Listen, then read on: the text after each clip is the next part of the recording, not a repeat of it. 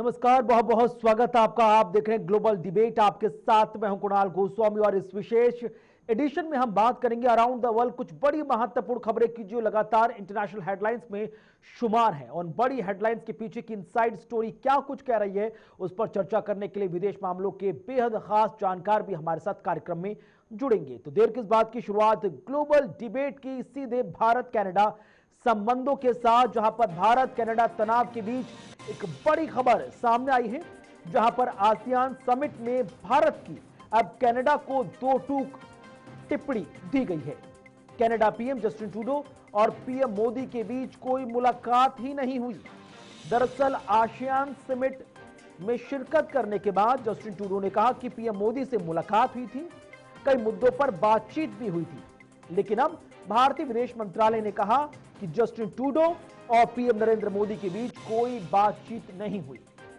तो खालिस्तान समर्थक कुछ लोगों के चलते कनाडा में जिस तरह से खालिस्तानी जो चरमपंथी लोग हैं उनकी तादाद बढ़ रही है, लिहाजा उसको लेकर भारत सरकार बेहद सख्त है। और गुरुपंतवंत सिंह पन्नू या अन्य खालिस्तान समर्थक लोगों की वजह से भारत और कनाडा के संबंधों के बीच तनाव भी हमें देखने को मिला। लेकिन इसी बीच खबर सामने आई थी, जहां पर जस्टिन ट्रूडो की तरफ से कहा गया था कि उनकी मुलाकात पीएम मोदी से हुई है और कई महत्वपूर्ण मुद्दों को लेकर दोनों के बीच संवाद भी हुआ। अब विदेश मंत्रालय के सूत्रों का कहना है कि लगातार कोई ऐसी बात ही नहीं हुई। कनाडा के अंदर जिस तरह से खालिस्तानी जो पन है वो पनप रहा है, उसको लेकर भारत सरकार का स्टैंड बेहद साफ है और उस पर बिल्कुल कदम पीछे नहीं की जाएंगे। विदेश मामलों के जानकार डॉक्टर राम श्रीवास्तव इस वक्त हमारे साथ कार्यक्रम में जुड़ रहे हैं। डॉक्टर राम श्रीवास्तव, बहुत बहुत स्वागत, बहुत बहुत शुक्रिया आपका कार्यक्रम में शामिल होने के लिए। सबसे पहले इस पूरी बड़ी खबर की इनसाइड स्टोरी थोड़ा समझाने का प्रयास कीजिए, क्योंकि association for south east Asian nation यानी कि आसियान समिट की ये मीटिंग काफी महत्वपूर्ण थी, जहां पर पीएम मोदी ने अपना 10 सूत्रीय एजेंडा भी रखा। लेकिन इस बीच जस्टिन ट्रूडो का यह बयान काफी सुर्खियों में है, जहां पर उन्होंने कहा कि उनकी मुलाकात पीएम मोदी से हुई है, जबकि भारतीय विदेश मंत्रालय ने कहा कि ऐसी कोई तस्वीर नहीं है और ना कोई मुलाकात हुई। देखिए कुणाल जी, मुलाकात का मतलब क्या होता है? आपस में बैठ के कुछ चर्चाएं करना, कुछ मुद्दों के बारे में अपने विचार प्रकट करना, उसको मुलाकात कहते हैं। रास्ते चलते टूडू साहब ने अगर सलाम किया है तो उसको मुलाकात कहना, ये उनकी बड़ी विचित्र स्थिति है। राज सवाल ये कि वो जो पब्लिक में क्या कह रहे हैं, ये जो उनका स्टेटमेंट है वो अपने आप में सरासर गलत है, झूठ है और राजनीतिक दृष्टि से वो एक भ्रष्टता कही जाएगी, क्योंकि वो इतना सरासर झूठ बोल सकते हैं जबकि कोई मुलाकात, बैठक, मीटिंग किसी तरह की नहीं हुई है। और रहा सवाल ये कि उनका ये कहना कि सरकार की ये जिम्मेदारी है, कनाडियों की जो रक्षा करना नागरिक का कर्तव्य है, तो ये उन्होंने सिर्फ जो ब्रिटिश कोलंबिया के साथ उनके सांसद हैं जिनके समर्थन से उनकी कुर्सी टिकी हुई है, उनको खुश करने के लिए कहा है। लेकिन ये तो पूरी तरह दुनिया जानती है कि भारत का इस प्रयास में कभी कोई भूमिका नहीं रही है कि विदेशों में जाकर वो इस तरह की टारगेटेड किलिंग करें। निज्जर की हत्या का आरोप जो लगा रहे हैं, आज तक उन्होंने कोई प्रूफ नहीं दिया, किसी तरह का कोई भी प्रमाण नहीं है। वो तो सिर्फ उनके आतंकवादियों की आपसी गैंगवार का एक कारण था जिसके कारण वो मर गए। लेकिन इसको खुश करने के लिए उन्होंने अभी अपनी नई पॉलिसी जो बनाई है वीजा की, उसमें भारतीय विद्यार्थियों को परेशान करने के लिए उन्होंने काफी कुछ चेंजेस कर दिए हैं और वो इम्प्लीमेंट कर रहे हैं। अब जो भारतीय जो विद्यार्थी वहां काम कर रहे हैं उनको अगला वीजा देने के लिए वो काफी आनाकानी कर रहे हैं। तो ये एक तरह का उनका एक क्या कहना चाहिए कि बहुत ही घृणित राजनीतिक कदम है, जिसकी अब डॉक्टर राम श्रीवास्तव, सवाल ये उठता है कि भारत लगातार ये कह रहा है कि खालिस्तान में जो कनाडा में जो खालिस्तानी चरमपंथ है वो लगातार बढ़ रहा है और उसकी वजह से जो भारतीय मूल के लोग हैं उनके हित प्रभावित हो रहे हैं। अब कनाडा सरकार में जो विदेश मंत्रालय में जो प्रवक्ता हैं, उनकी तरफ से स्टेटमेंट दिया गया कि कैनेडियन गवर्नमेंट अपने नागरिकों की रक्षा के लिए बहुत संजीदा है, लिहाजा जो कनाडा में कुछ लोगों की हत्या हुई है उसको लेकर भारत सरकार सहयोग करे।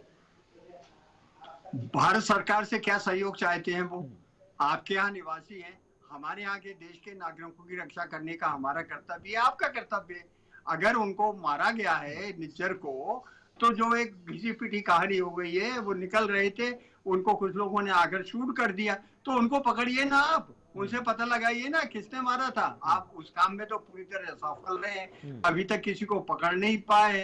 इस तरह का एक भी प्रमाण मौजूद नहीं है जिसे कह सके भारत सरकार या भारत की ओर से किसी तरह के किसी खुफिया तंत्र ने उनको मारने का कोई प्रयास किया। एक छोटी सी बात को लेकर ऐसी हत्याएं क्या कनाडा में नहीं होती हैं? लगभग अगर पिछले आंकड़े देखे जाए तो पिछले 10 महीने के अंदर अंदर 480 ऐसी घटनाएं हुई हैं जिनमें कि गोली मारकर हलाक कर दिया गया है।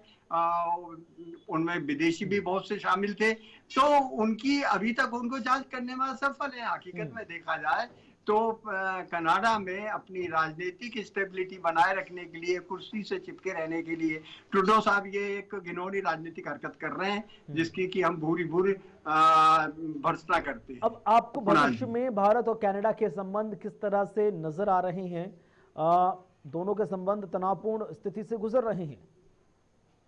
ये राजनीतिक दृष्टि से तनावपूर्ण गुजर रहे हैं। वैसे देखा जाए भारतीयों के वहां पर जीवन, रहन, खान पान और विचरण पर किसी तरह का असर नहीं हो रहा। खालिस्तानी मुद्दा भी जो है ये प्योरली राजनीतिक है। राजनीतिक है, वो आतंकवादी इसमें इन्वॉल्व है जिनका कि धर्म से कोई लेना देना नहीं है। धर्म का आवरण करके वो स्मगलिंग द्वारा, ह्यूमन ट्रैफिकिंग द्वारा ये सब काम वहां कर रहे हैं, ये जग जाहिर है। और अगर कनाडा की सरकार चाहे तो उसका पर्दाफाश कर सकती है, लेकिन उनकी मजबूरी है। भारतीयों की जो संख्या वहां बढ़ गई है, विशेषकर पंजाब के लोगों की संख्या बढ़ गई है।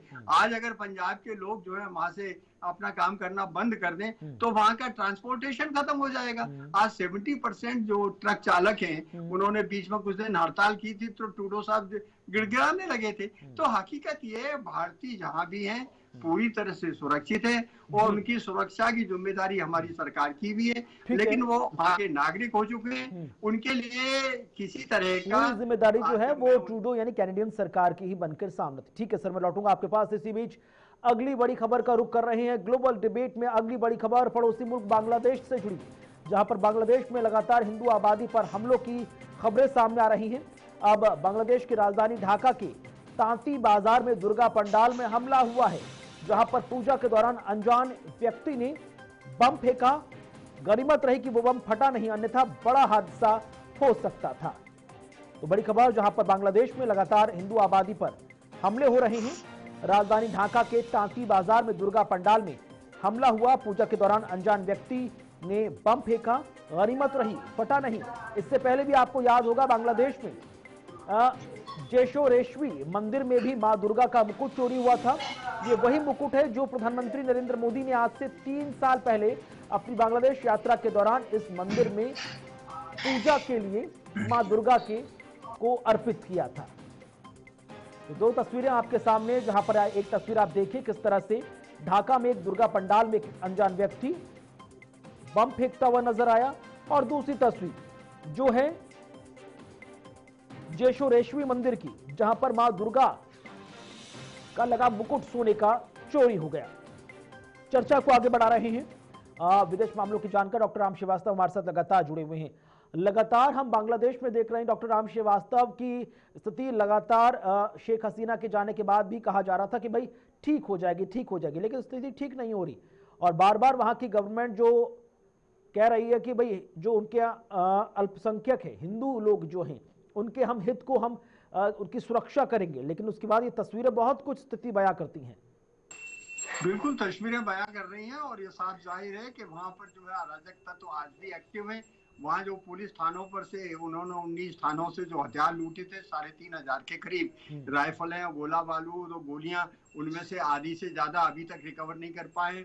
पुलिस के लोग जो है करीब 15% पुलिस सिपाही ऐसे हैं और अफसर ऐसे हैं कि जिनको किसी न किसी झूठे आरोप में फंसाकर उनसे ये कहा जा रहा है इन्होंने विद्यार्थियों की, जनता की हत्या की थी, उनको गिरफ्तार किया जा रहा है। तो वहाँ एक तरह से अराजकता फैल चुकी है। रहा सवाल ये कि अभी human right commission United Nations का एक दल वहाँ आया हुआ है जो इस बात की जांच कर रहा है और जो हकीकत में यूनुस साहब के जो सहयोगी हैं, जो सलाहकार हैं, उनके दो जो मजबूत हाथ हैं, वो विद्यार्थी नेता हैं जिनको जीवन का प्रशासन करने का कोई अनुभव नहीं है। वहां पर मिलिट्री जो है खड़ी हुई तमाशा देख रही है, और यूनुस साहब को आगे करके वो जो विद्यार्थी नेता जो कहते हैं कि उन्होंने ये रिवॉल्यूशन किया, रिवॉल्यूशन तो क्या कहेंगे इसको, अराजकता की, लूट पाट गुंडागिर्दी, इसके अलावा कुछ नहीं था।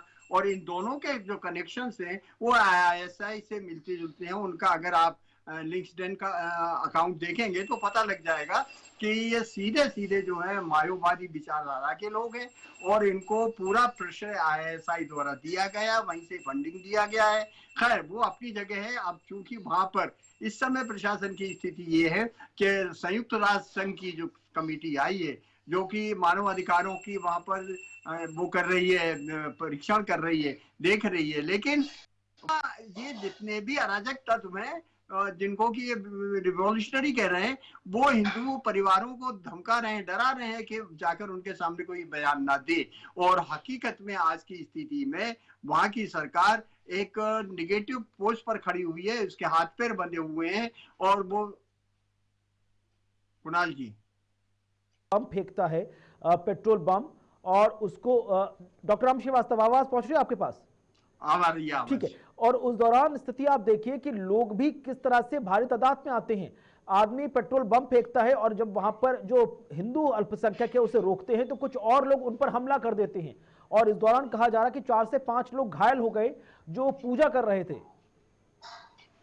ये तो एक सामान्य घटना है वहां पर। ये चीजें वो है जो सोशल मीडिया पर कुछ आ गई हैं। हकीकत में देखा जाए तो आज वहां हर गांव में जहाँ देवी का पंडाल लगता था, वहां उनसे 10-10 लाख टका वसूल किए जा रहे हैं। उनको मारा पीटा जा रहा है, उनको दबाया जा रहा है। हिंदुओं का अस्तित्व इसलिए वहां पर खतरे में पड़ रहा है। वो चाहते हैं हिंदू छोड़कर चले जाएं, जबकि हिंदू लोग वहां अड़ल हैं, अडिग हैं, और वो कह रहे हैं कि हम किसी भी कीमत पर मर जाएंगे पर देश छोड़कर नहीं जाएंगे।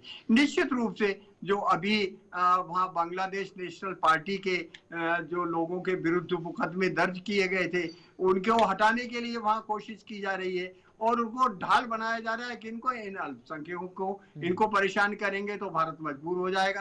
भारत क्या मजबूर होगा? हमारे यहाँ के जो निजी बिजली घर हैं जिन्होंने इनको बिजली सप्लाई की है, $500 मिलियन का उनको 2 महीने के अंदर भुगतान करना है। उनकी हालत वही होने वाली है, क्योंकि आर्थिक रूप से वहां जितनी भी इंडस्ट्रीज हैं वो ठप पड़ चुकी हैं, और उनका जो विदेशी भंडार है वो कम हो चुका है। तो निकट भविष्य में आप देखिए, जिस तरह मालदीव ने घुटने टेक दिए ना, उसी तरह ये भी घुटने टेकने वाले हैं, गिड़गिड़ाने वाले हैं। लेकिन इस बीच में हिंदुओं की सुरक्षा करना ये भारत का एक नैतिक दायित्व बनता है, और भारत का ही नहीं, संयुक्त राष्ट्र संघ का भी नैतिक दायित्व है। और मुझे विश्वास है निकट भविष्य में इसमें कुछ ना कुछ कारगर कदम उठाए जाएंगे। ठीक है, यहाँ छोटा सा ब्रेक ले रहे हैं। ब्रेक के बाद लौटेंगे तो ग्लोबल डिबेट में आगे चर्चा करेंगे डोनाल्ड ट्रंप के वायरल हुए बयान की।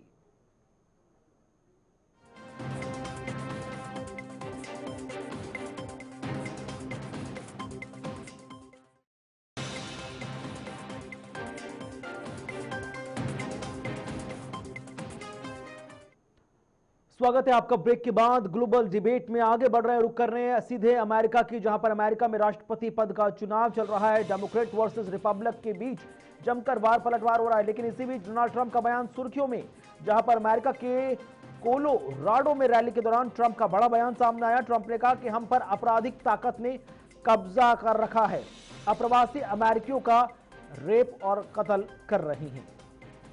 तो बड़ी खबर, जहां पर अमेरिका में राष्ट्रपति पद का चुनाव इस वक्त चल रहा है, और इसी दौरान चाहे डेमोक्रेटिक पार्टी के उम्मीदवार हों चाहे रिपब्लिक पार्टी के उम्मीदवार हों, दोनों के बीच आरोप प्रत्यारोप चल रहे हैं। जहां हम देखें कि इस वक्त डोनाल्ड ट्रंप किस तरह से बयान देते नजर। बहरहाल सबसे पहले वो बयान सुनिए, उसके बाद चर्चा को आगे बढ़ाते हैं। And now America is known all throughout the world as occupied America. They call it occupied. We're being occupied by a criminal force. And we're an occupied state that refuses to let our great law enforcement professionals do the job that they so dearly want to do. You know, they want to do the job so badly. but they're threatened constantly. You're going to lose your pension. They don't want to do it. What is this ideology? It's so sick. But to everyone here in Colorado and all across our nation, I make this pledge and vow to you. November 5th, 2024 will be Liberation Day in America. It will be Liberation Day.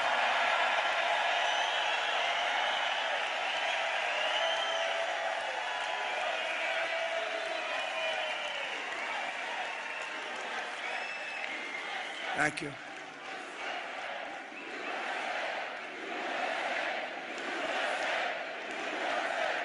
Thank you. Ira and every town that has been invaded and conquered, these towns have been conquered. Explain that to your governor. He doesn't have a clue. They've been conquered. And we will put these vicious and bloodthirsty criminals in jail or kick them out of our country, and we will be very, very effective in doing it. It's going to happen very, very fast. We're going to get them the hell out of our country.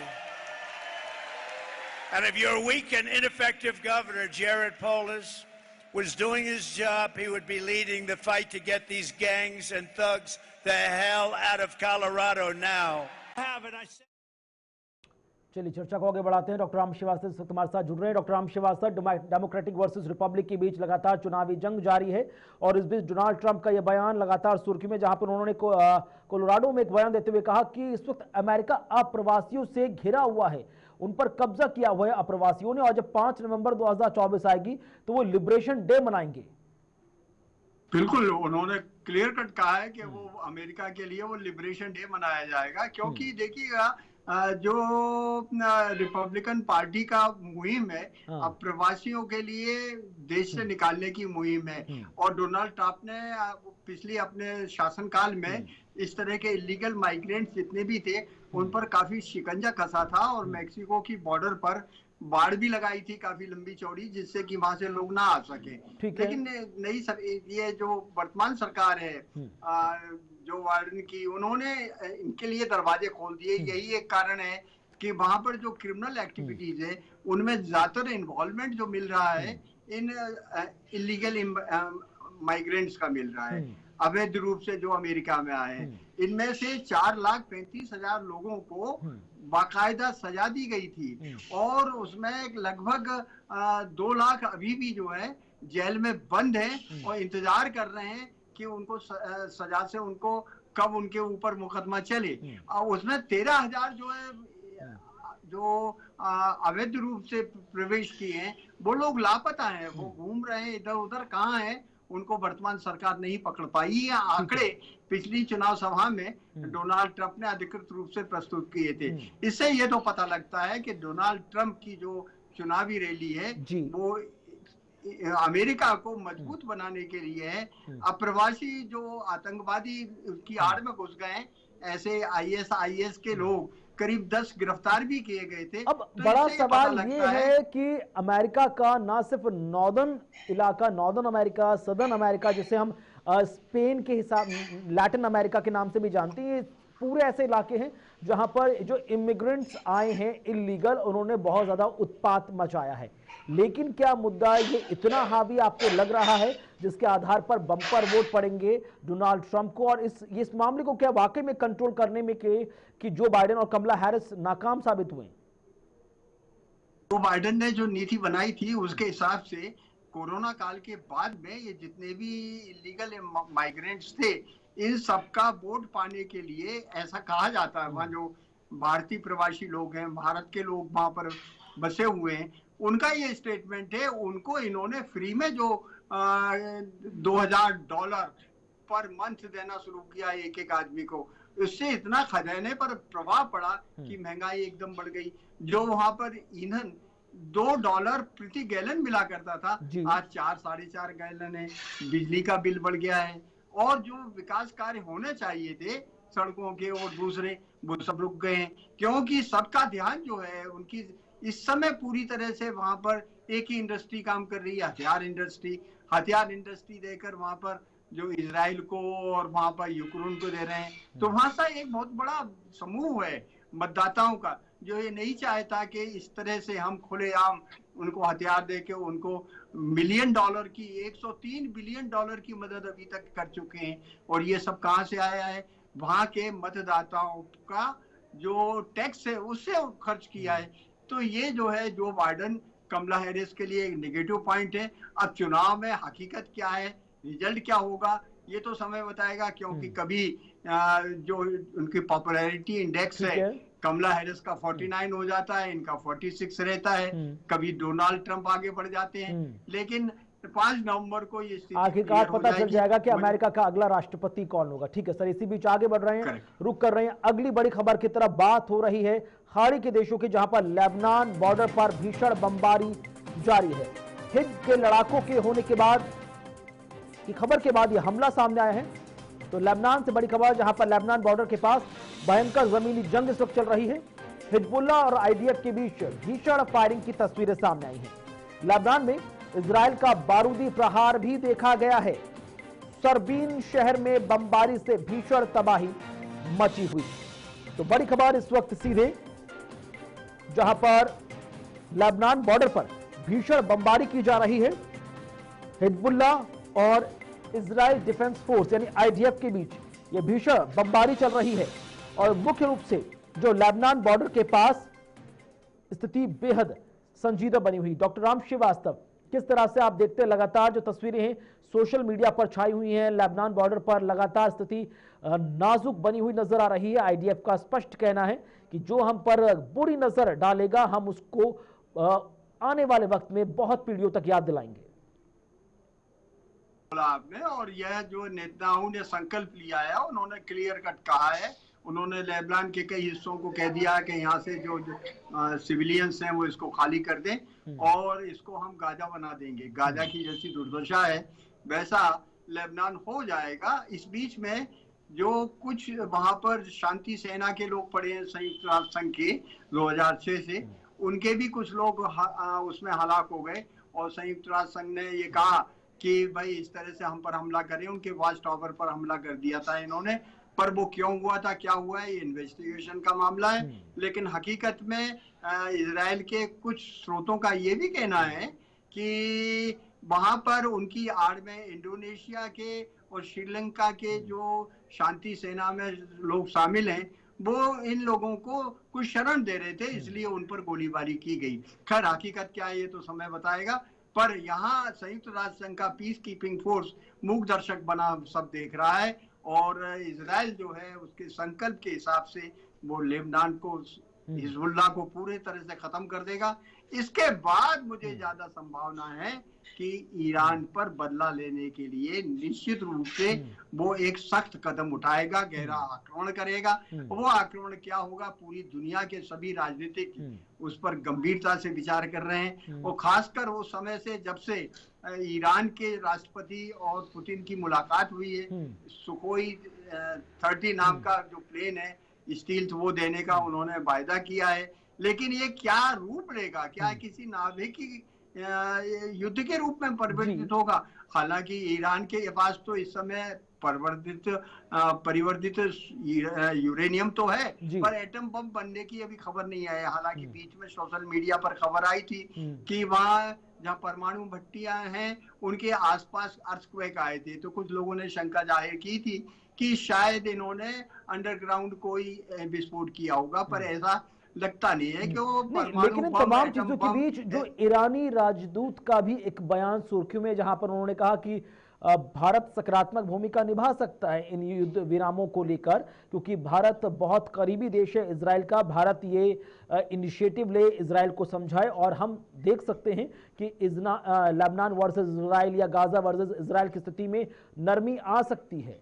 तो भारत के role को आप कैसे देखते हैं? बिल्कुल आ सकती है नरमी। और जो फ्रांस के राष्ट्रपति हैं उन्होंने भी यही कहा था, इटली की प्रधानमंत्री ने भी यही बयान दिया था। दुनिया के सभी नेता चाहे पूर्वी धड़ के हों या पश्चिमी धड़ के हों, उनको उम्मीद भारत से है, क्योंकि उनको विश्वास है नेतन्याहू से अगर कोई डायरेक्ट बात कर सकता है, पुतिन से कोई डायरेक्ट बात कर सकता है, जो बाइडेन से अगर कोई डायरेक्ट बात कर सकता है, तो वो एकमात्र भारत के प्रधानमंत्री नरेंद्र मोदी जी हैं। ठीक और सबको ये आशा है, ये क्योंकि मोदी जी ने तो अपना रुख बहुत पहले से स्पष्ट कर दिया है। जी। अभी जो नए ताजा बंदिशें लगाई हैं ईरान के ऊपर, उन बंदिशों से भी हमको मुक्त रखा है।